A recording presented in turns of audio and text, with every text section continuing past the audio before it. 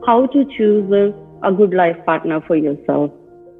क्या क्वालिटीज देखनी चाहिए? बेसिकली ना देखिए, इस क्वेश्चन का कोई स्ट्रेट फॉरवर्ड आंसर नहीं है, क्योंकि हर एक के लिए जो सही लाइफ पार्टनर है उसका मतलब अलग अलग है। मेरे लिए हो सकता है जो सही लाइफ पार्टनर का मतलब हो, वो आपके लिए जो सही लाइफ पार्टनर का मतलब है उससे बिल्कुल ही अलग हो। That depends upon your personality, that depends upon your background, that depends upon how you see your life in the future.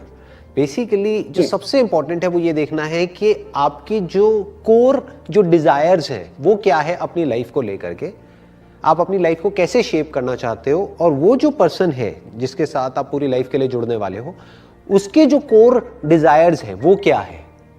कहीं उसमें तो कोई क्लैश नहीं है। अगर उसमें क्लैश हो तो वो लाइफ पार्टनर हो सकता है किसी और के लिए तो बहुत अच्छा हो, क्योंकि उनका वो मैच हो रहा हो, लेकिन आपके लिए अच्छा नहीं है।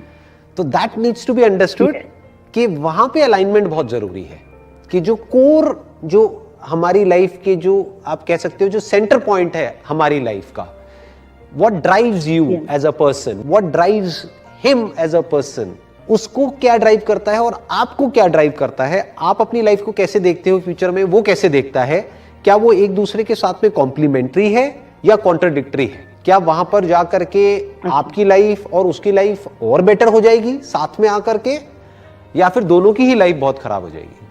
तो ये देखना बहुत जरूरी है।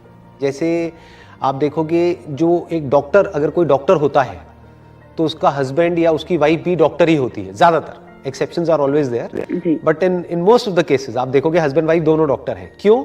क्योंकि वो एक दूसरे को समझ सकते हैं। डॉक्टर्स का जो अपना एक लाइफस्टाइल होता है, जो एक हेक्टिक शेड्यूल होता है कि कभी भी कॉल आ सकती है मानो सर्जरी के लिए रात को भी, तो हो सकता है कोई बंदा जो उस बैकग्राउंड से ना हो वो इतना अंडरस्टैंडिंग ना हो, लेकिन अगर हस्बैंड या वाइफ वो भी डॉक्टर होगा तो वो समझेगा या वो समझेगी। तो इस चीज को आप ऑब्जर्व करोगे कि वहां पे एक कॉम्प्लीमेंट्री हो जाता है, मतलब दोनों एक दूसरे को समझने लग जाते हैं। वो समझ सकता है कि वो किस सिचुएशन में है, कि उसके साथ एग्जैक्टली क्या हो रहा है। तो मैं ये नहीं कह रहा कि जो भी आप हो वैसा ही कोई हस्बैंड होना चाहिए, but it must be complementary, है ना। और कॉम्प्लीमेंट्री का मतलब सेम नहीं है। कई बार हम ये गलती कर देते हैं, हम समझते हैं कॉम्प्लीमेंट्री मतलब दोनों का सेम पर्सनालिटी टाइप होना चाहिए, फिर तो बहुत बोरिंग हो जाएगा सब कुछ। बल्कि कॉम्प्लीमेंट्री ये भी हो गया कि फॉर एग्जाम्पल कोई पर्सन है वो बहुत ही ज्यादा सोचता है और जो दूसरा पर्सन है वो मस्त रहता है, तो ये भी कॉम्प्लीमेंट्री है। जो बहुत लाइटली लाइफ को लेता होगा वो सीरियसली फ्यूचर को प्लान नहीं कर पाएगा, तो उस एस्पेक्ट को ये संभाल लेगा। जो लाइफ को लेकर के सीरियस होगा, मान लो फाइनेंशियल प्लानिंग को लेकर के बहुत सीरियस होगा, वो फाइनेंसेस को संभाल लेगा। और अगर कोई लाइफ को बहुत ही लाइटली लेता होगा, जो कल के बारे में सोचता ही नहीं होगा, आज में ही मस्त है, तो वो दोनों एक दूसरे के साथ में मिल करके कंप्लीट हो जाएंगे। जो इसकी वीकनेसेस है वो इसकी स्ट्रेंथ्स है, और जो इसकी स्ट्रेंथ्स है वो इसकी वीकनेसेस है, तो दोनों मिल करके पूरे हो गए, मतलब आधे आधे मिले और पूरे हो गए। लेकिन कई बार ऑपोजिट जो होती है ऐसी नेचर, उसकी वजह से झगड़े बढ़ते हैं।